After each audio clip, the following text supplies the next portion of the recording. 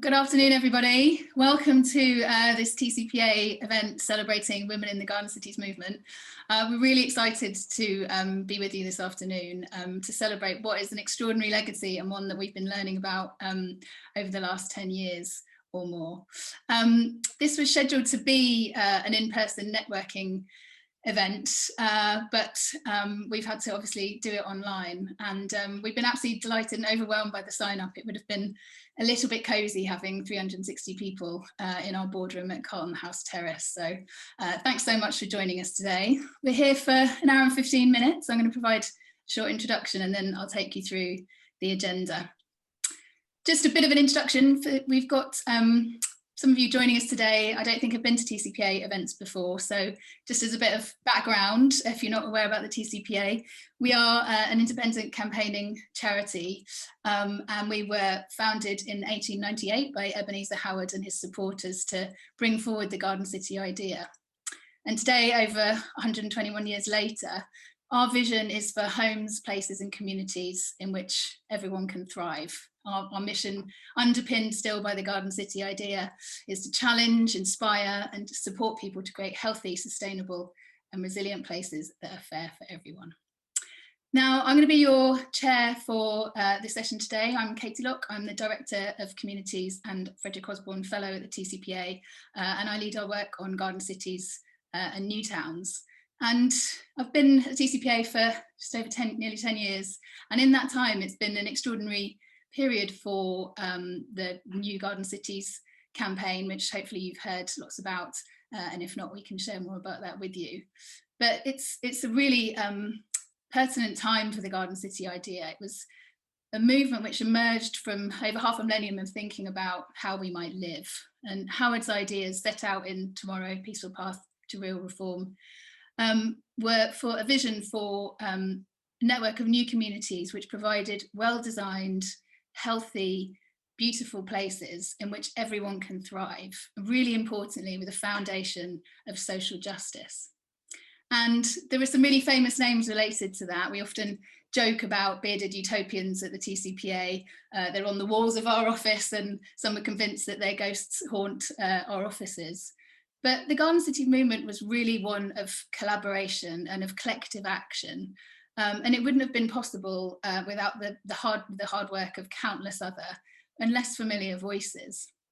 And among the least recognised are those female campaigners, practitioners and politicians who really worked to make the Garden City idea and vision a reality. The role of women in the Garden City movement and the outcomes it saw has been significant right from the outset, in the wake of the female voices in the wider radical legacy that I mentioned that influenced the development of Ebenezer Howard's ideas, from the arts and crafts movement to the cooperative movement. The Garden City movement attracted countless forward-thinking, yet sometimes seemingly invisible women. This project that we're going to be launching today, we're launching a paper. This project we have done has been really to look at some of those quiet voices. We're really excited. It's a project we've been wanting to do for some time, partly linked to the digitisation of our journal, Town and Country Planning, which we've now got available digitally online. We've been able to draw out some of the stories of some of those voices that we need to learn more about.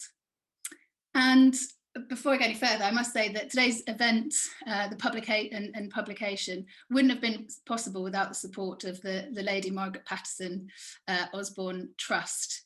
Now, Lady Margaret Paterson Osborn, formerly Margaret Paterson Robb, married in 1916 Frederick Osborn, who led the TCPA's work on the new towns, was a very active campaigner in his own right.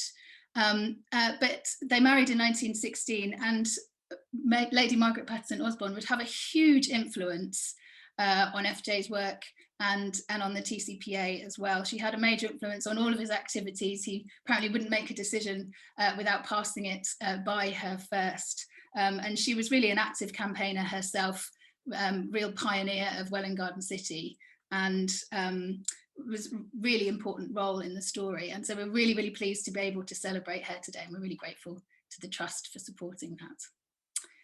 Now, I'll just move on to the agenda, if I may. So yeah, we've got just over an hour and 15 minutes.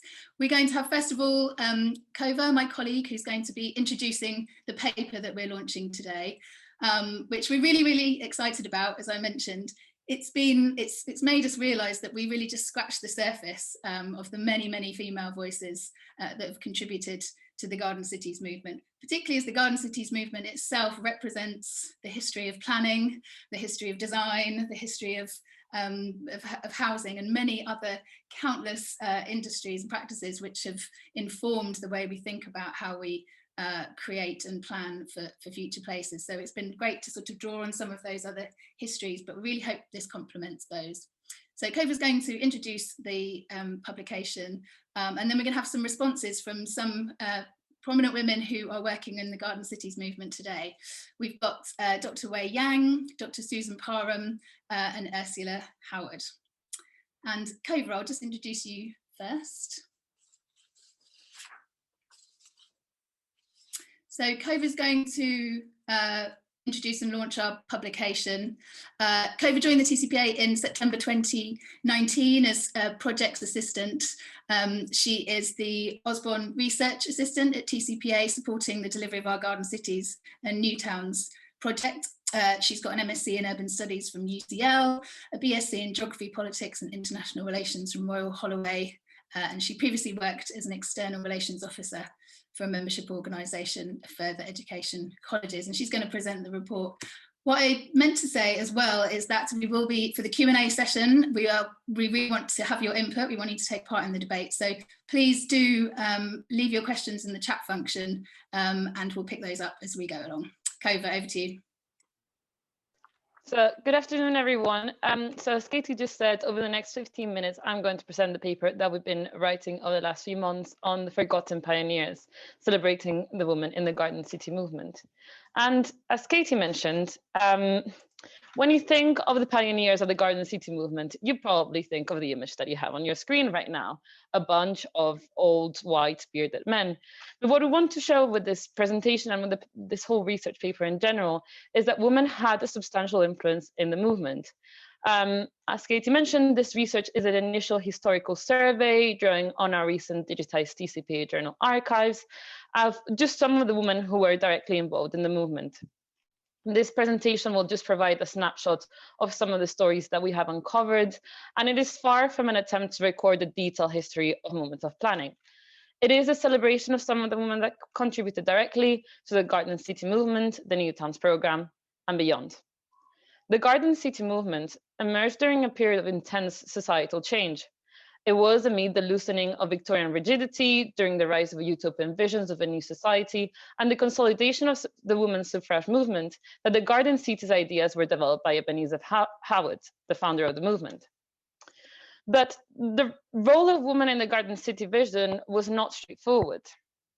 Howard nursed the idea of experimenting with new forms of social organization in the home based on cooperative principles with common gardens and cooperative kitchens. The idea of the home caring task would be shared among the residents. Although it is a visionary perspective of how the home would be organized, the historian Dennis Hardy suggests that the sharing of the task was less to do with the emancipation of women from traditional roles in the home than with removing the reliance of the tiresome servant. But the more we looked into it, with the more considerations, the more we found considerations of women being part of the movement. In Tomorrow, the book that gave rise to the Garden City movement, Howard mentions that men or women could be elected to the board management for the Garden City. It is a very discreet reference, but is much more radical than it appears, as this level of equal rights was progressive at the time. It was not until 1918, 20 years after the publication of Tomorrow, that women over 30 had the right to a parliamentary vote. And it was 1928 before women had the right to vote on the same terms and same age as men. So access to membership of the Garden City Association, the original name of the Town and Country Planning Association, meant that women could be part of the council, which provided women with the opportunity to have a say in the evolution and consolidation of the movement. In the early years, women were excluded from executive roles, but by 1901, 3 women were sitting in a council of 21, Mrs. Ashton John, Miss Jessie Curry, and Mrs. Lizzie Howard. In 1903, the first Garden City gets founded. This is Letchworth. and it was a time of increasing political and social concerns for women's rights, a subject which Letchworth citizens tended to have advanced views on. The cooperative living experiments that were put in place in Holmesgarth are reflecting on this ambition for change. Certain initiatives in Letchworth also fostered women's independence, as cycle works were initially incorporated in the original plans of the town, which was particularly favourable for liberal women. Many famous suffragettes and inspiring women lived and spoke at Letchworth, and most of the town supported votes for women. The same year that Letchworth was founded, in 1903, the Garden City Association Women's League was formed by Viscountess Muriel Helmsley. The group was open to members at no extra subscription cost and promoted the aims of the association, more especially with regard to the claims of the home from the point of view of wives and mothers. The League encouraged women to spread the Garden City gospel within their network so as to secure shareholders and new GCA members. A prominent voice during the time was Lizzie Howard, Ebenezer Howard's first wife, and who was a key figure in the Garden City mission. She supported Howard in the home, but most importantly for this research in his work. For example, she secured a £15 gift from a wealthy supporter to assist in the publication of Tomorrow.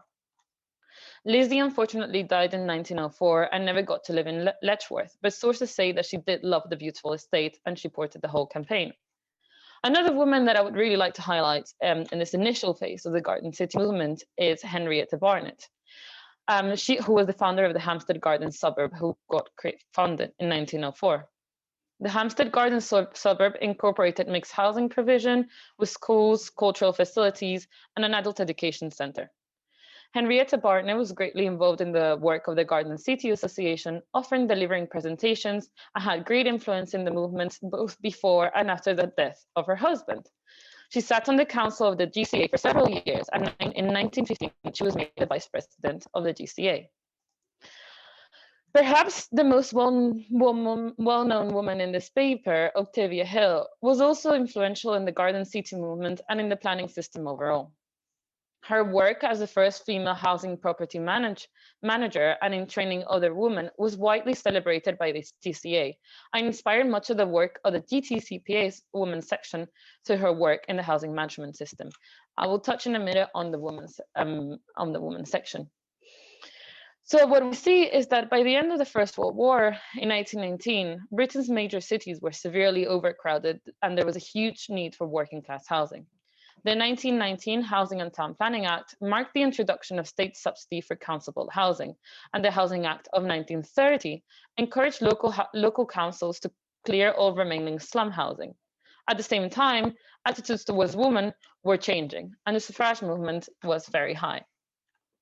The increased involvement of local authorities in supplying housing led to an increase in partnership with the voluntary housing sector, which was dominated by women organizations, and provided a new avenue for increased participation. A wide range of women-led organizations emerged in the post-war era, including groups formed within the Garden City movement. And here's the TCPA's women's section, which got funded on the 19th of May 1920. The Garden City Town Planning Association changed its name from the Garden City Association, so that's what I'm going to start referring it to now. So the women's section received support from Lady Astor MP, and the meetings were presided over by Lady Emmett. The women's section focused also on matters of managing the home. It campaigned on a variety of matters, like the improvement of sanitary conditions in rural areas, and inspired by Octavia Hill, also focused on involving women as housing property managers. Alongside research, reporting, and campaigning on these issues, the women's section delivered a variety of lectures on its work. It is believed that the group was dissolved in March 1924, but its outcomes still remain nowadays. Two key members of the women's section, Etheldred Browning and Sidney Bursill, set up the Women's Pioneer Housing in 1920. This is a women-only housing association which was successful from the outset and now owns over 1,000 properties in London. The group celebrated its centenary in October 2020. During the interwar period of the Garden City movement, during the interwar period, the Garden City movement was still going through a period of change. While mass public sector house building referenced the Garden City model and design and layout, there had been less success in the wider placemaking project. By the mid-1930s, the TCPA was frustrated by the lack of progress in realizing the Garden City vision. Frederick J. Osborn was leading the call for a more strategic call, including the promotion of programme satellite towns around London. While FJO led the charge, female members of the GCTPA were also actively campaigning for the cause.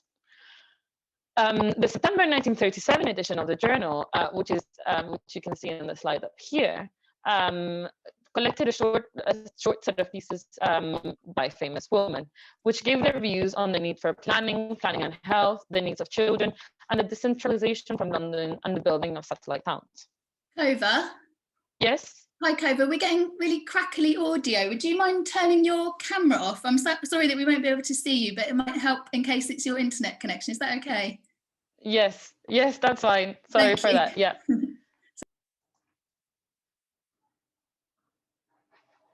Okay, Katy, can you check if you can still hear me? Yes, we can hear you and it sounds clearer. Thank you. Okay, sorry everyone for that, this unreliable South London internet. So a key woman to highlight in that era is Lady Margaret Paterson Osborn. As Katy mentioned, she helped Frederick J. Osborn throughout his whole professional career and had a major influence on his life, and was a very valued contributor to the association. They lived first in Letchworth, and in 1920 became pioneer residents in Welwyn Garden City, where for 50 years she devoted herself to social welfare and education and cultural interest. Her obituary in Town and Country Planning called her a quiet warrior, but a warrior nonetheless.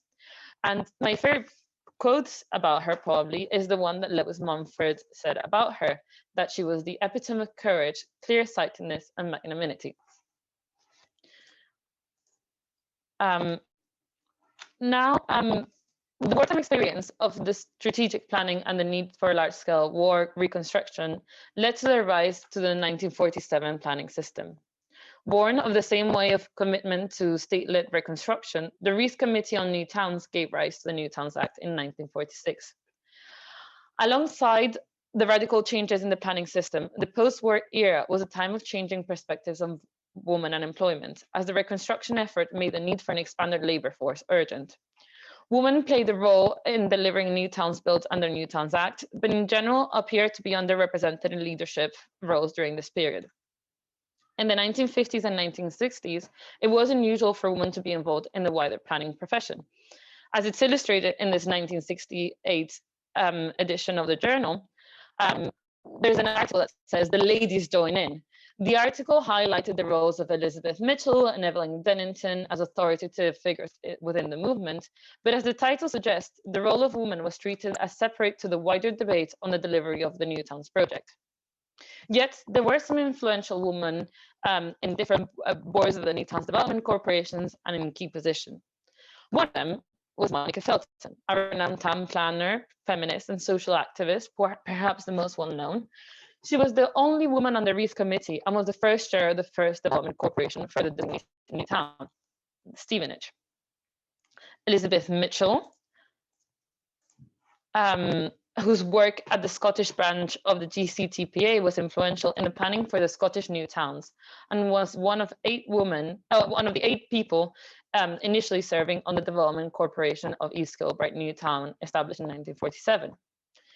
Evelyn Sharp also played a crucial role during this period, as she was the first woman to hold the position of permanent secretary, as the most senior departmental position in the civil service, serving in that role in the Ministry of Housing and Local Government. She was involved from 1955 to her retirement in 1966, the time when the department made the delivery of New Towns happen. Evelyn Donington, and this is the last woman that I will have time to touch on today, was elected to the London County Council in 1946 and was regarded a crucial contributor to the New Towns movement. She was a long-serving member of the LCC's New and Expanding New Towns Committee and was the chair for 5 years, and she was a member of the board of Stevenage Development Corporation. With a short presentation, I just wanted to highlight the work of some of the many female contributors to the history of the Garden Cities movement. Our explorations only scratch the surface, revealing the many female architects, planners, designers, activists, and social reformers who made that important technical and creative contribution to the work to realize the Garden City idea. Since the beginning of the association 123 years ago, the town planning profession has gone through significant change, with more women in the profession, and especially in senior roles. Currently, the TCPA has a female CEO, a female chair, 2 female directors, and 5 female trustees. The RTPI has a female CEO and has elected 6 female presidents in the last 13 years, with the current female RTPI president joining us today. In June 2020, the first female chief planner, Joanna Averley, was appointed, and many other related organizations, from Shelter to the National Housing Federation, are led by women, which is very encouraging. But my last thought for the day today is that the fact that it may be considered remarkable that these women are in senior positions in the industry shows that despite progress, we still have a way to go. If you have been enjoying this presentation, the paper is now available on our website, which you can find it following this link. And now I'll hand it back to you, Katy.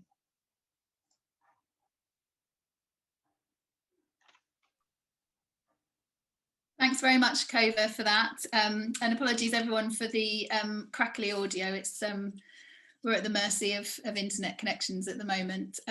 But we will be, I meant to say as well, we are recording this event and we'll be circulating that afterwards along with the slides too.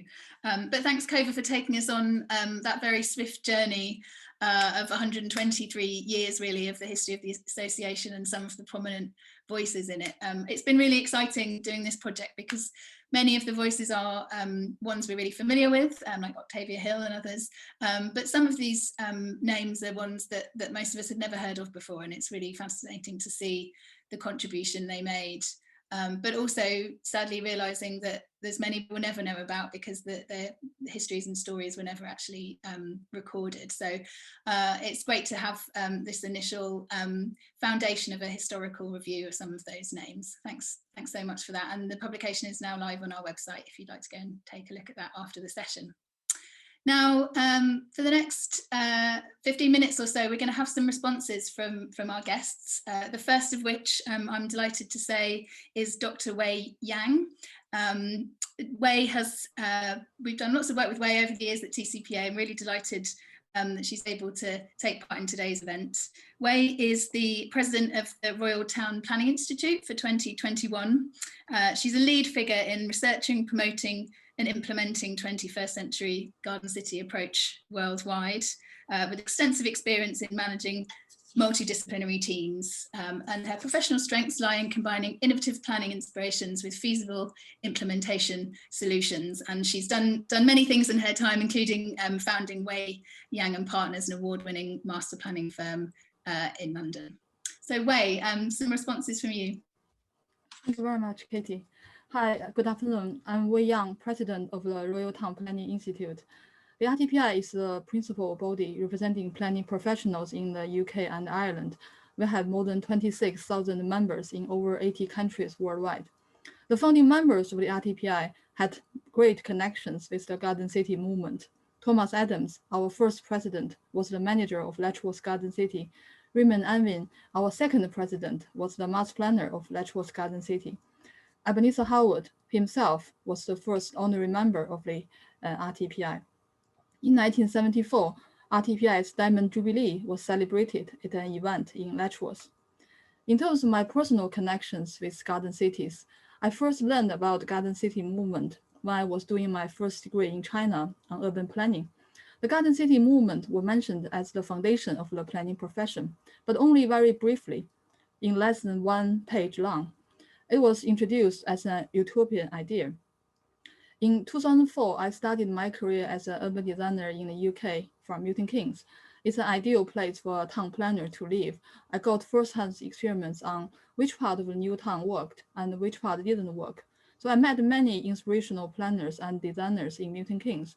I became a trustee of Milton Keynes City Discovery Center. So I learned a great deal about the New Towns program. So from the new towns, I started to trace back to the origins, the garden cities. The more I learned about the garden cities, the more I thought I found a gold mine. The statements about garden cities were unrealistic or unsuccessful. I think they were totally untrue.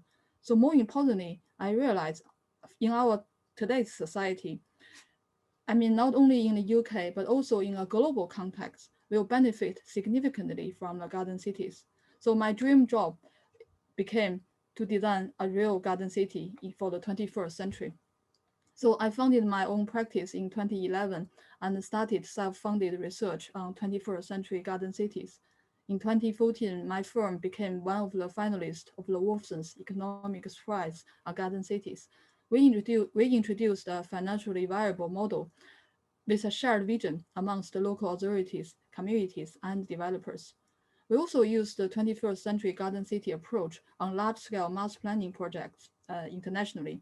One of our projects was commended for the FRTPI International Award for Planning Excellence.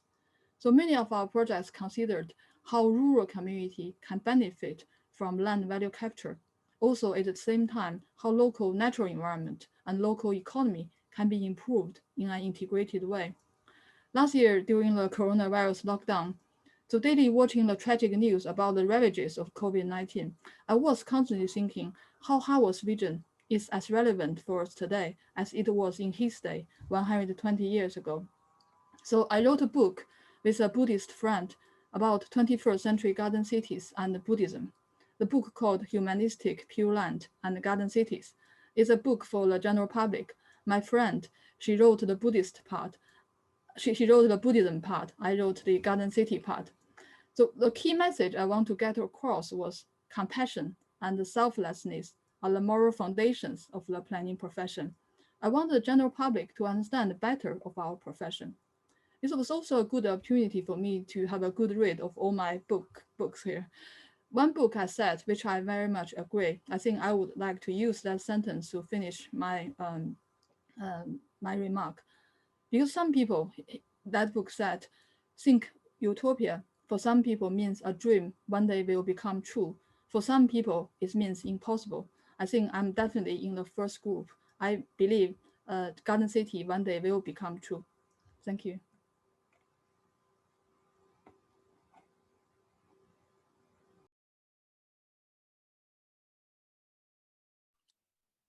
Wonderful. Thanks so much, Wei. It's really fantastic to hear the journey that you have been on and also your optimism about realising the Garden Cities idea. Look forward to talking about that more in just a moment. Next up, we've got Associate Professor Susan Parham, who we've also been working with a lot over the last 10 years. Welcome, Susan. Susan is Academic Director of the International Garden Cities Institute, which was established in 2015 in Letchworth. She's also the director of the University of Hertfordshire's Urbanism Unit, acting programme leader for the university's MSc Sustainable Planning, and a research associate at the Laboratory for Building Cultures at the École Nationale Supérieure Architecture in Grenoble. She has a long-term research interest in planned settlements, including the urbanism of garden cities and new towns, as well as food and spatial design, sustainable building construction, spoil retrofitting, and transport-oriented compact and sustainable cities, amongst other things. Susan, if you're able to respond, thank you. Thank you, Katie. Hi, everyone. Thanks so much for asking me to come along today. It's brilliant to be able here to celebrate this fantastic paper. And what a lovely document this is. I think it's really genius of you to mine the TCPA's own incredible archive to do this. And, you know, what an astonishing record of radical urbanism in the 20th century. And I think there's obviously so much more to look at there, which is sort of incredibly rich territory. I'm also sort of really impressed with how the paper is sort of structured, and as you say, you know, retrieving from what I would call sort of structural oblivion, women who have been pioneers in all kinds of ways for the Garden City movement. I wanted to say a little bit about the before and after, and as you say in the paper, you know, you've started in about 1898, and then you've kind of done a little bit about the new towns, but I think those antecedents are actually quite important, and perhaps another paper might focus on those. But you know, women were very influential in the 19th century in framing the ideas that gave rise to that Howard so brilliantly put together. So I was thinking about the you know, we know about Fourier and Robert Owen and so on, and the, you know, the interesting utopian experiments in the United States. But the material feminists of the 19th century are perhaps less well known. I was thinking of people who Dolores Hayden talks about in her books, The Grand Domestic Revolution and in 7 American Utopias. So their work on socialising domestic labour, on communal kitchens, on in fact actually reshaping entire cities, are really fascinating and perhaps an underknown strand of urban history. I was thinking, you know, they were active as polemicists, as designers, architects, social reformers, and people like, you know, Charlotte Perkins Gilman, for example, or Marie Howland, who was a co-designer of Topolo Bambo in Mexico in 1885. You know, incredibly ambitious proposals for kitchenless apartments, because you would have communal kitchens, you would be socialising food production, communal and public kitchens, and dining rooms, distribution of ready meals, labour-saving devices that had come from commercial and industrial settings and were being repurposed. And actually, you could argue that was a kind of form of early modernism that got picked up in the modern movement and in modernism later in the 20th century.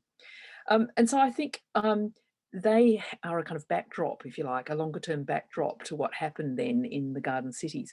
And then, of course, these amazing figures that you talk about here, you know, Octavia Hill, we know something, I think, more about her, but Henrietta Barnett too, of course, at Hampstead, Cervilla Gurney. Now, that I didn't really know anything about Cervilla Gurney, so I'm really going to check her out, Mary Nicholson, and so on. And of course, as you also point out, some of the less radical figures or less known figures who actually were really fascinating and important here.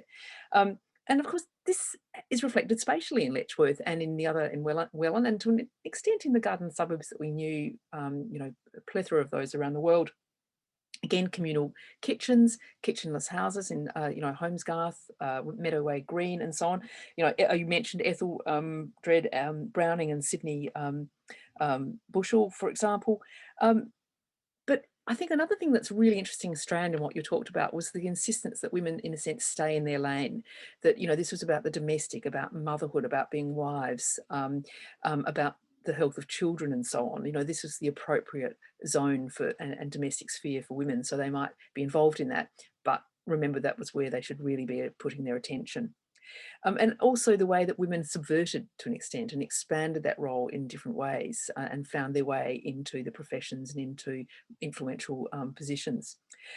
Then you mentioned Lady Margaret Patterson Osborn, and of course she is a really interesting kind of pivot figure, isn't she, between the Garden City movement and then into modernism. You know, that her husband, Frederick Osborn, you know, was a polemicist for a modernist version, you know, of settlement of the new town, and of course clearly she had some sympathy with that. And you talk about Jane Drew, who I think I'd like to see you expand, if you've got space, a little bit more about Jane Drew, because again, she's a really fascinating figure in that development of modernism at this time. And really for her, I guess you could argue it's a kind of modernism with a human face. You know, you see that that in her kitchen designs, you know, and then of course in her place designs, and you know, the accounts of the fights, well, fights is perhaps unfair, but her having to deal with working with Corbusier in Chandigarh is really interesting, because clearly her kind of more humanist perspectives were going to make, I think, better design than would have got just from him. So I'd like to see a little bit more about her. But I guess I'd just say in conclusion, it's really fantastic that you're retrieving all these figures, these pioneers from oblivion. And some of them were new to me, and as I said, I'm going to be doing more research looking at those. This is partly also, as you say, about everyday life, and perhaps broader retrieval of everyday life is something that scholars and everyone else should be considering and thinking about. So, you know, with this sort of goldmine digital archive, I'd like to think this is just the very beginning of a really fantastic sort of joyful and developing process.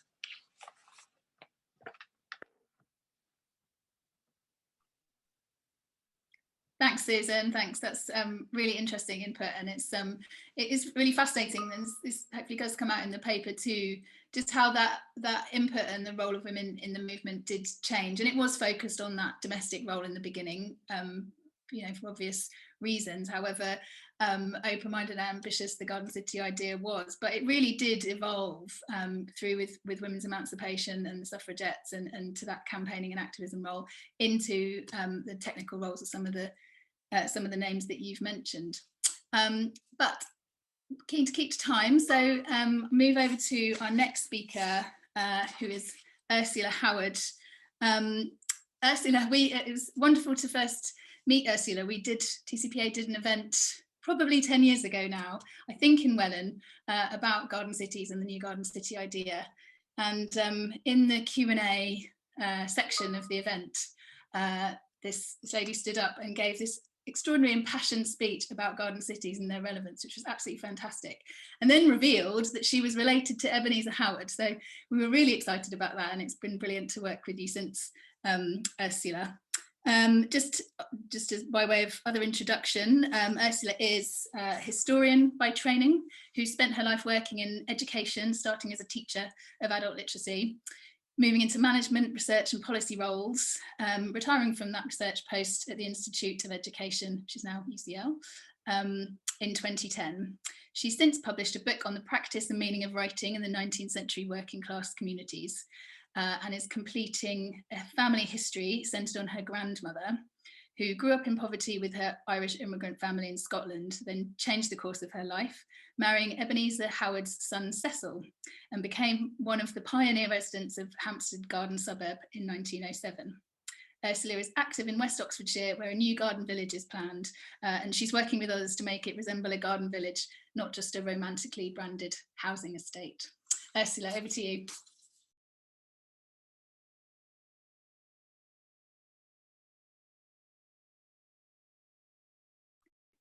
You're on mute, Ursula. Sorry, we can't hear you. Okay.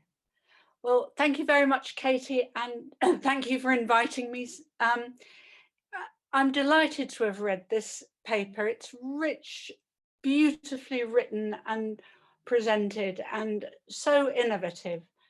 And I so enjoyed reading it. I just wanted it to go on. And I think the first thing to say, it really whets the appetite for a sequel. I think other speakers have referred to.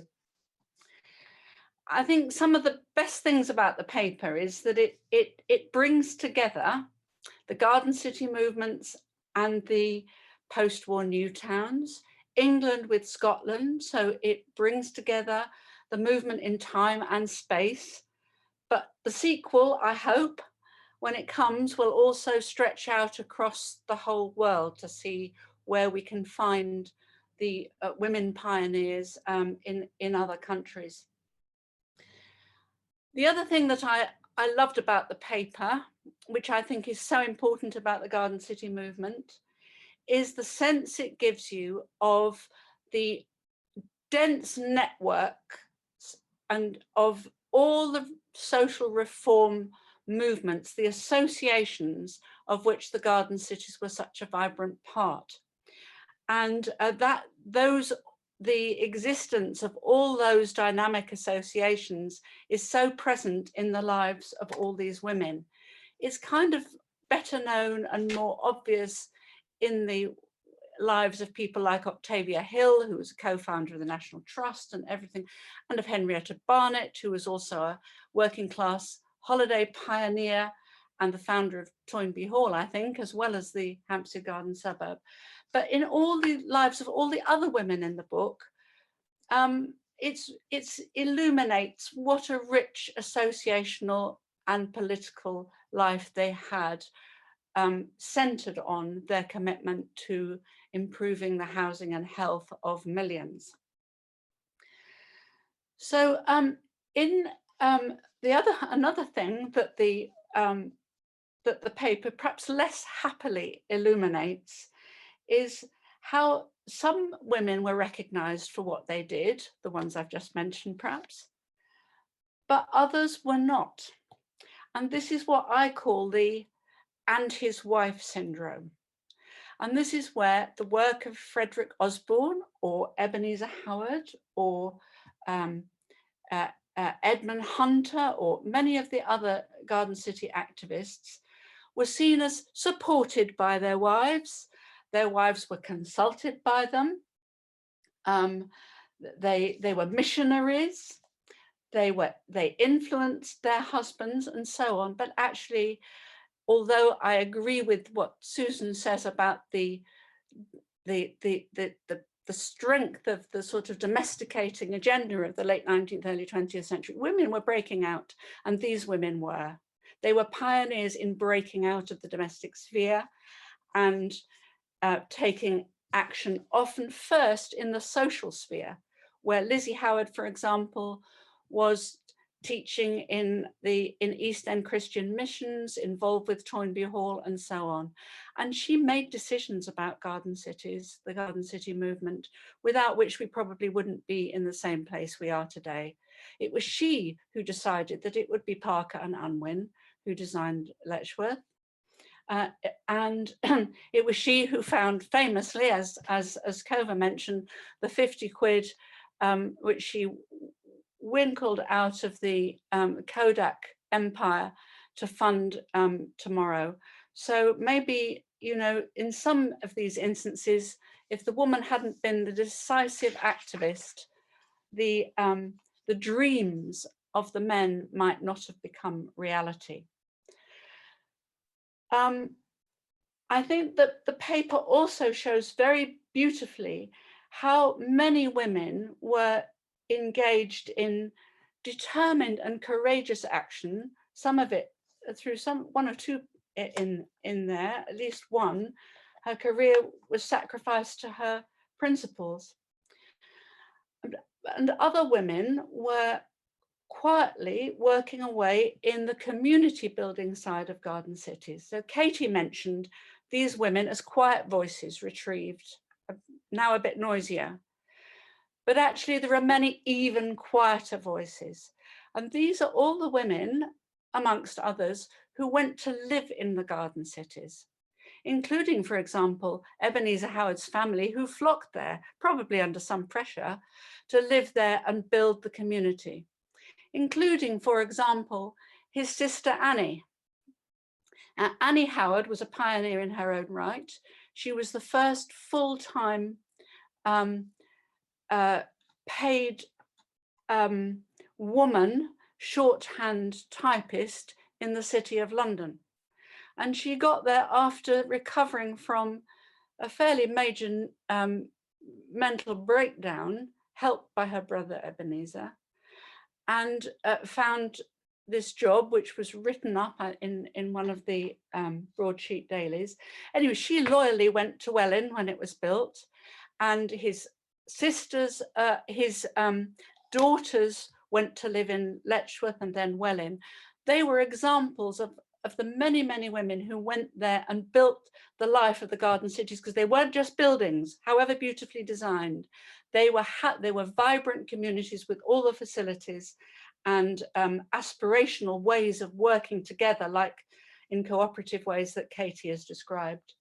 So there are many women. They're not all Auntie's wives. Many of them are independent women. I'm thinking, for example, of all the suffragists and suffragettes, the artists, the Quakers like Juliet Reckitt of the Reckitt manufacturing, who not only built funded and built the Quaker Meeting House in Letchworth, but also founded a garden village in Hull. I'm sure all of you know much more about this than I do, or many of you anyway. So there were many, many people there who built these weird and wonderful communities. And I don't want us to forget the weird, because there were some women in there who were living quite subversive and transgressive lives, as well as progressive ones. And I think we can dig out even more of those voices that have gone to sleep, and we can wake them up and get them talking again. So thank you so much for making this great start. It's a great and beautifully presented foundation for us to go on with this important work. Thank you. Lovely, thanks so much, Ursula, for that. Absolutely looking forward to celebrating the weird, the cranks and eccentrics that made up the Garden City movement are some of the most fascinating. Thank you. There's a few points there, but let's go straight on to the questions because some of them pick up some of the points that you raised as well. We've got half an hour for questions. Thanks to those that have put them in already. Please do continue to add them and we'll try and go through. I think, Cova, actually, would you mind removing the slide so we can hopefully see everybody's faces at once? That would be good. Excellent.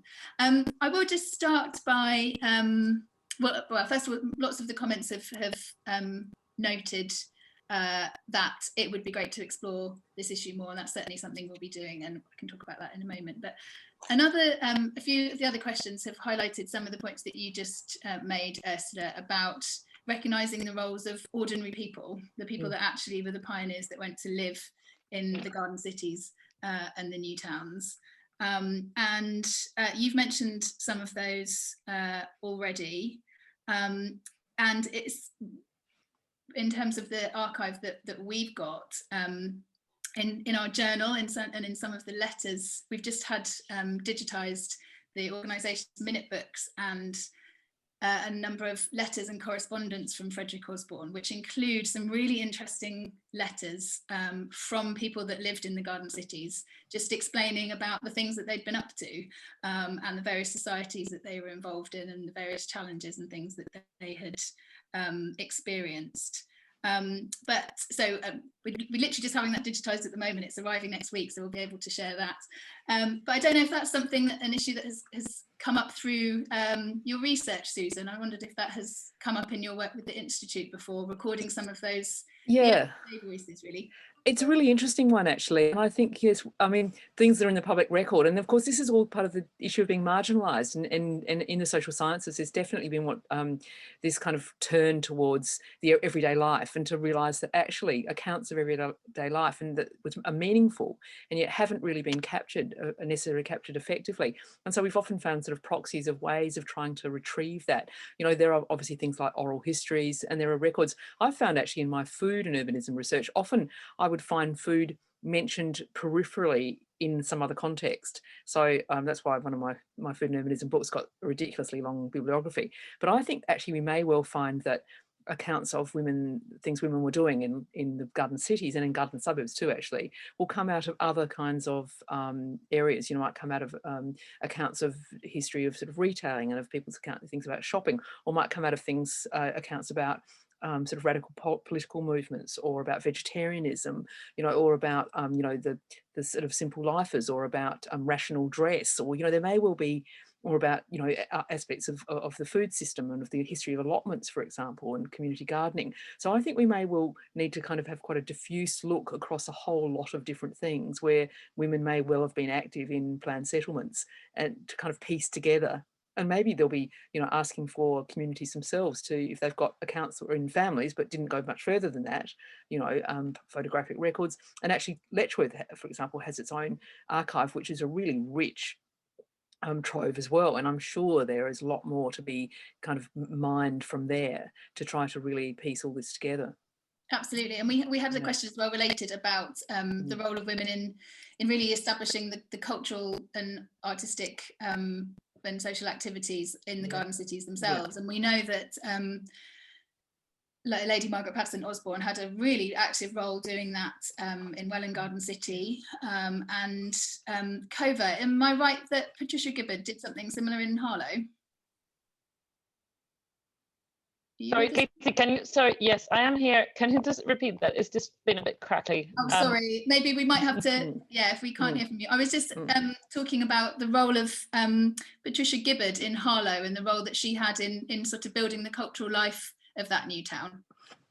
Yes, so under her, they set up the Harlow Museum and Gardens, and there's the whole movement about her making it the reason why it's a sculpture town, with her setting up all the sculptures around the town, and which makes Harlow what it is. I think without her, Harlow would not be the same. And as we've discovered in previous webinars that we've done, just the sculptures are what Harlow makes Harlow, and without her they wouldn't have been there. And just with her, all her amazing pieces and all the wonderful sculptures that she attracted.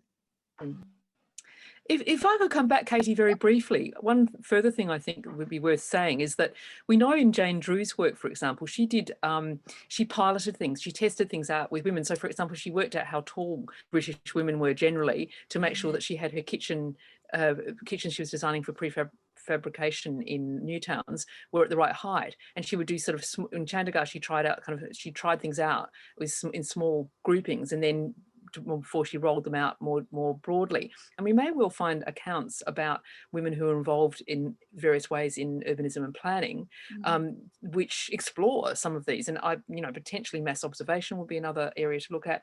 And I think also morphologically, that is the study of the traces of land use change over time could well give us some really interesting kind of traces on the ground to understand what might have been going on in women's lives. Yeah, that'd be really interesting avenue to mine, wouldn't it? Thanks, Susan. Wei, did you have a point on that? Yes, I think we'll talk about women apart from the pioneers working in the garden cities. I think the support from the general public is something we could also look at. I have a very interesting letter which I want to quote. It's a letter Ebenezer Howard wrote to a lecherous citizen. He talked about the story was happening in 1899 when the Garden City Association was just formed. Actually, there was no money and no influence. So all they need was a little money for publicity work. So one evening, Elizabeth, Howard's wife, she spoke in a meeting with some working women in London. So after she finished her talk, and then 14 women joined the membership and then paid the membership fee immediately. And then one of the lady approached her to say, actually she said, we do not expect the garden city you have talked about to come in our lifetime, but if it comes in our children or our grandchildren's time, our money would have been well spent. So I think naturally women understand the principle of garden cities, because I know at the very beginning, some man was very cynical about the principle of garden city. They thought it was totally unrealistic. But I think women they get the idea from very beginning. And for my book, I went to Letchworth, took some pictures in September last year between the lockdowns, and I went to the Mrs. Howard Memorial Hall and Ebenezer Howard's Park, the Howard Park, and it was a very beautiful early autumn day. There was a big children play area in between the building and the park, and then children was playing and enjoying themselves. So I think actually the beautiful scenery is really really touched me. I think the pioneers, when they see the children, they are so enjoying themselves in the garden cities, I think they will be very pleased. Yeah, it's interesting, the accounts of the quotes in the publication about setting up the women's section, they reference that, don't they? Cova, I know your line's awful, so you said maybe not to include you, but I know that that's an issue that came up when we were researching it, so if there's anything you want to add on that, let me know. No, that's fine. Conscious of the time, we've got so many questions to get through. Lots of them I'm hoping we can answer by following up afterwards with links. There's lots of names been mentioned and further information sources that we'll certainly share. We've got a couple of specific ones. I guess the first that's related most closely to what we've just been talking about is where there was any evidence that early women in the movement saw better housing as a tool to tackle domestic abuse, e.g. refuges for women, or was such abuse not even recognised? That's not something specific that has come up in the very high level research that we've done so far. I don't know if any of the panelists have found anything on that issue. There's not from the garden cities, but earlier on, I think it was the Cadburys that I'm trying to remember if it was Mrs. Cadbury who was very keen to give advice to people about things like how long they should steep their tea and their bedding arrangements and so on. So there was certainly a sort of a sense of that you could intervene into domestic lives, and also that whole tradition of the ideal villages, which was I think was a strong influence on the Garden City movement.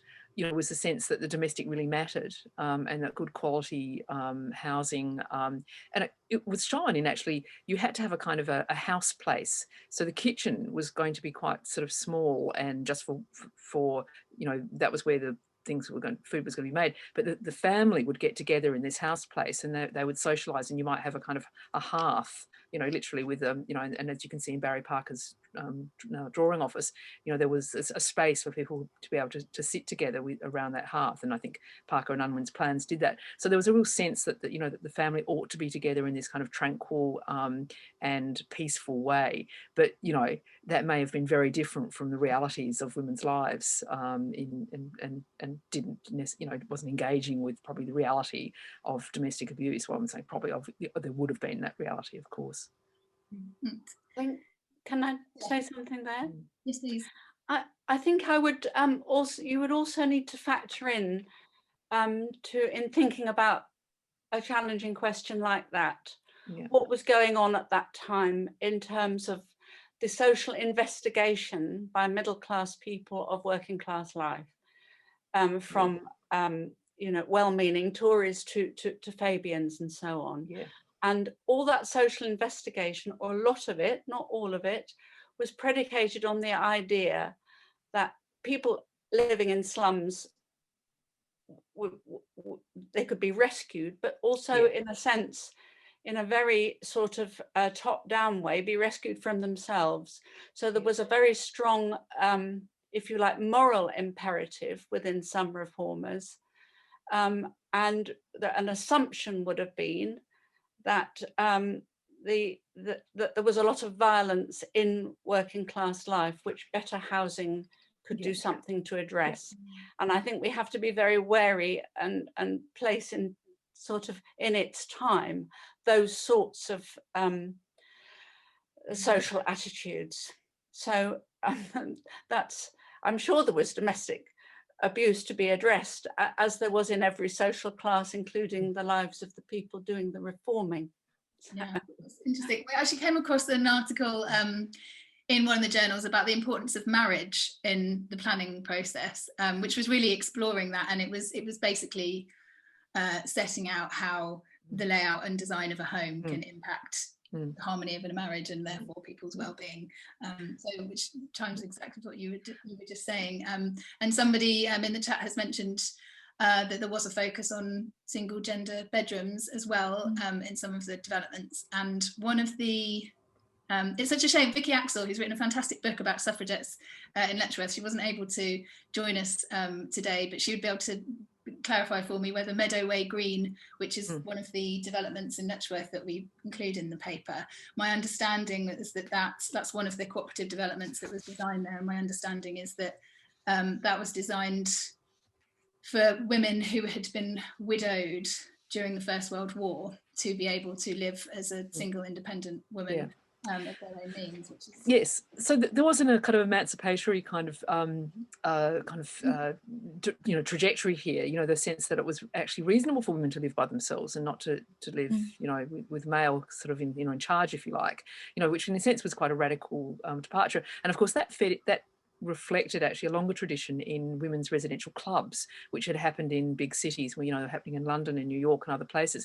So there was, you know, these were really quite, in a sense, challenging norms about domesticity and about motherhood, you know, that they may not actually be mothers, you know. So that's quite a sort of shocking thought that, you know, they were not having their, you know, supposedly primary role.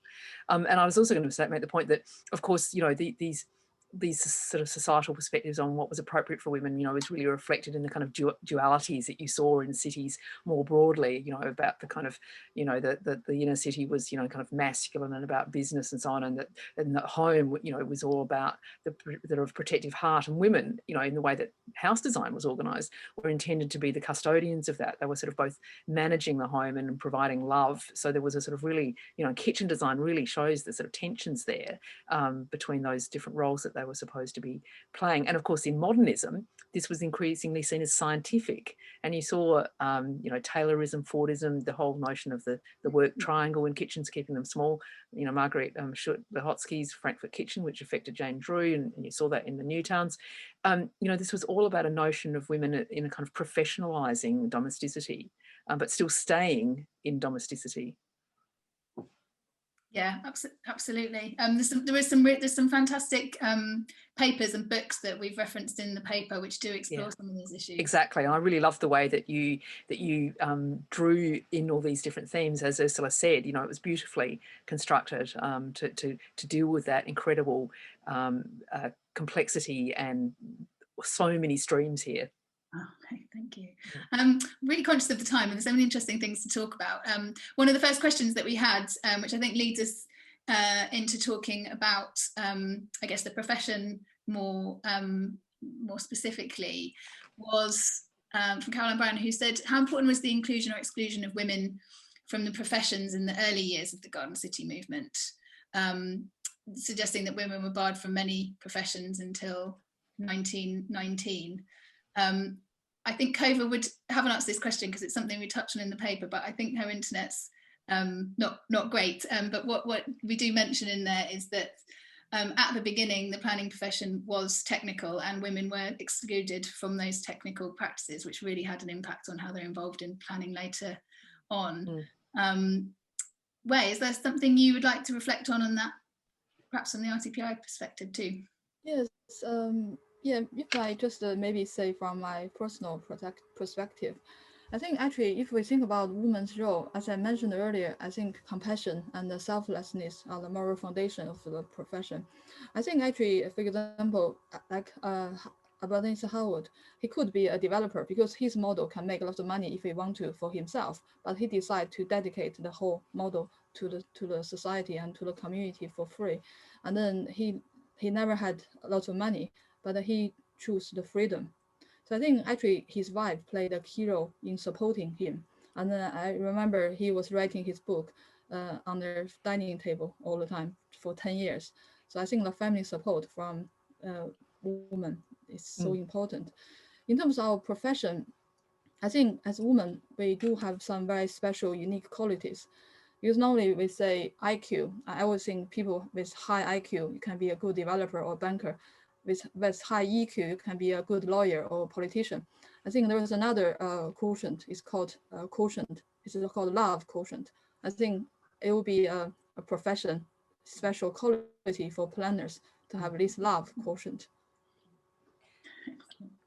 Can I say something? Yeah, I was going to bring you in, Ursula. Yes, please do. I just have to say, because I don't think Ebenezer Howard had a clue how to make any money, even if he'd wanted to. I don't think he did want to, like you say. Yeah, no. But he didn't. He couldn't even feed his family, really.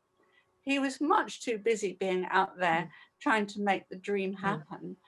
And his very, very talented partner, Lizzie, just had to, and she had breakdowns as a result. But the thing that drove those two were two things, I think. Absolute commitment to the vision of the Garden Cities. I'm going to say three now. Commitment to the Garden Cities.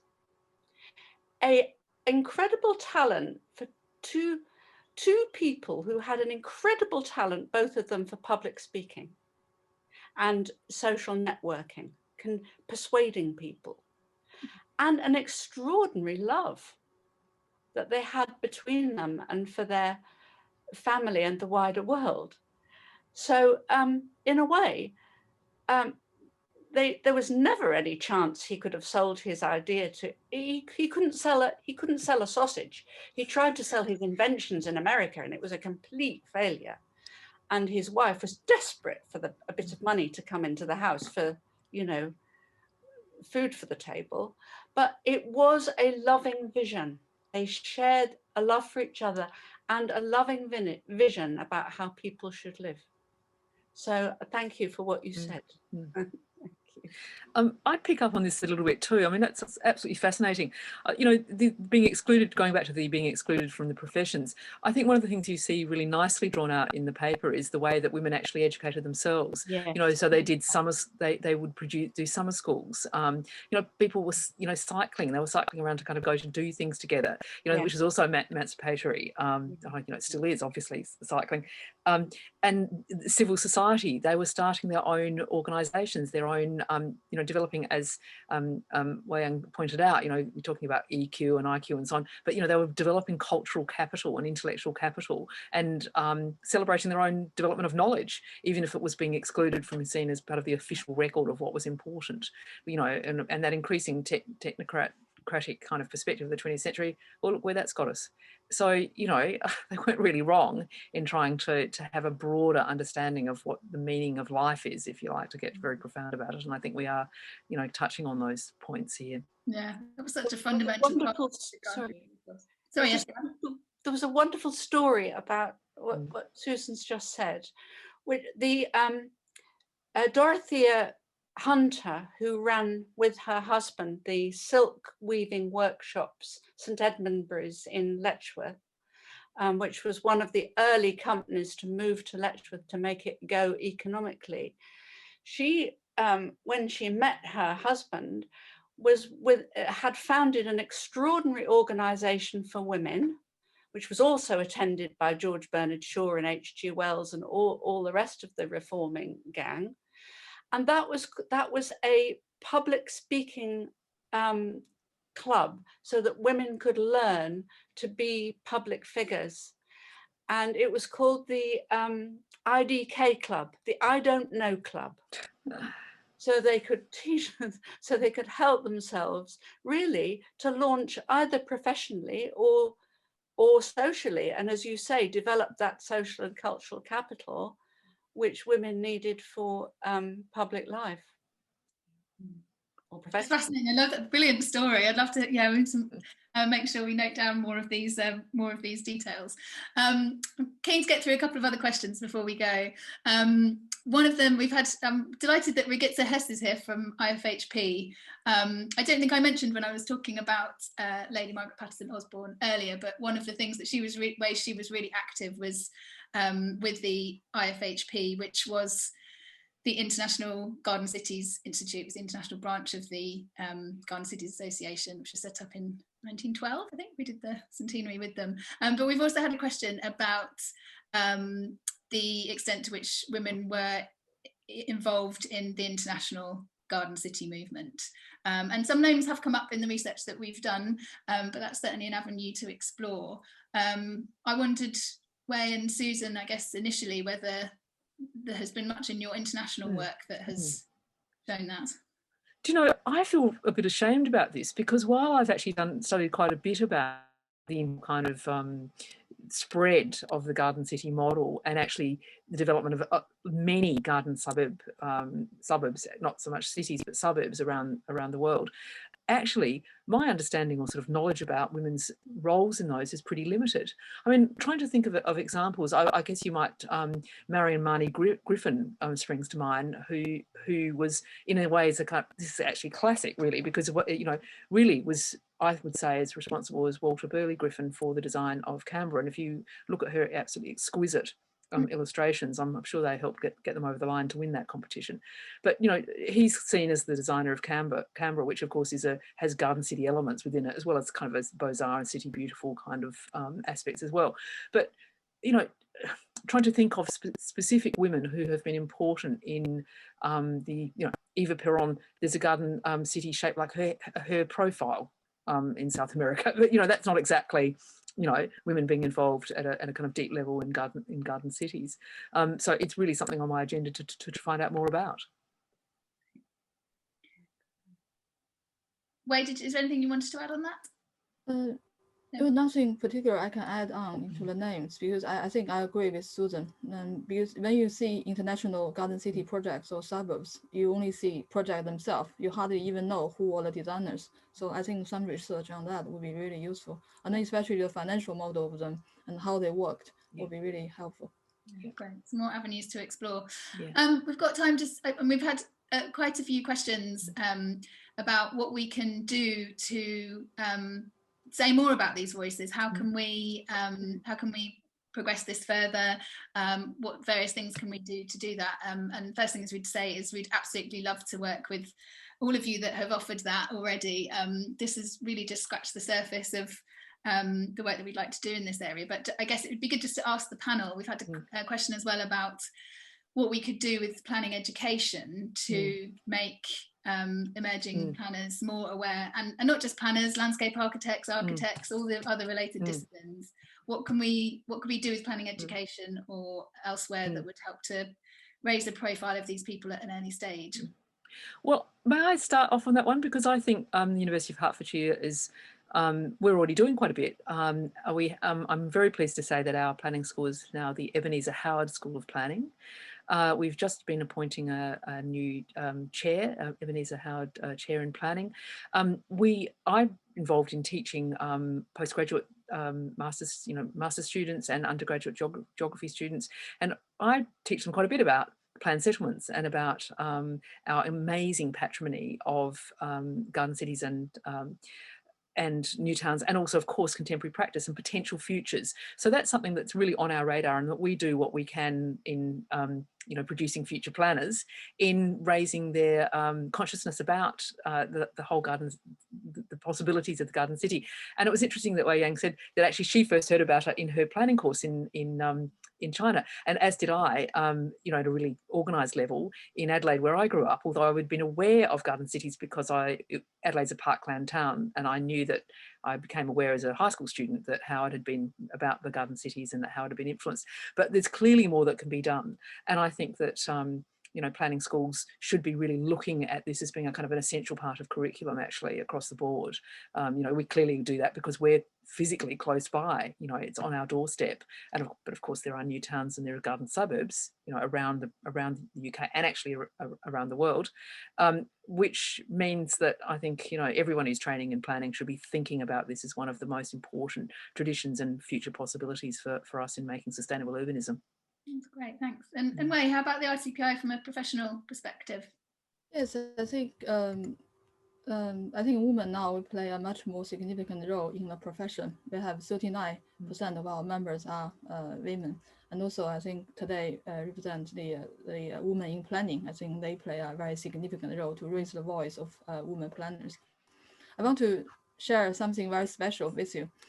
As an RTPI president, I have this president badge. It's a traveling badge I have, so for meetings. And then was designed in 1924 at RTPI's 10th anniversary. And then there was a lady figure in the middle, and her name is called the Genius of City. So I want to tell you, the genius of the city is a woman. So I think that's the future of our profession. How appropriate. So actually, what I want to say is, 100 years ago, I think our pioneers, our founders, they would hope women will become the genius of our city design of planning. Yeah. So I think they had great hope for us. I think we should really carry on that hope. I think that's a wonderful place to end, actually. And Ursula, is there anything you'd like to add on the education side? I think that's a wonderful. We have to keep educating our policymakers. We do, absolutely. That's why that's. Yeah. But otherwise, I think that was a beautiful place to finish. Thanks so much, Ursula. Thanks everyone for answering those questions. And we've had some really great suggestions in the chat as well. We will go through anything we've not answered live, we will respond to. Thanks to Charlotte Morfitt and to Alina Congreve as well for suggesting that perhaps putting some of these names on Wikipedia is a way forward. And I think Alina had been involved in a project with Part W that had been doing that for some other female urbanists, and that's definitely one way to sort of raise the profile. So it'd be really great to explore doing more of that. And that's certainly something, as I said before, we were really delighted to get some funding to do this initial research, but it's really whet our appetite, and we would really love to do more work in this area. We had to just focus primarily on the Garden City story, but as you say, there's so much to explore even within that and beyond. So we'd really love to do that, and we'd love to connect with those of you that have already been in touch to do that. And I should also thank as well, Charlotte Morfitt from Women in Planning, Rachel Fisher from Urbanistas, and Sue Brown from Real Estate Balance, who we were in touch with about this event, and we're talking about doing something with them in the spring as well. So it'd be really great to collaborate on all of those. But we should end it there. Thank you so much to all of the speakers that have come along and presented today. Thanks so much to everyone that's attended and asked questions. please do check out the publication. Please do join the TCPA if you're not already a member. We are a charity with no core funding, so really, really makes a difference to us being able to actually make that campaigning difference. And here's to having some amplified voices and agitation and disruption from here on in. So thanks so much, and look forward to speaking to you again soon.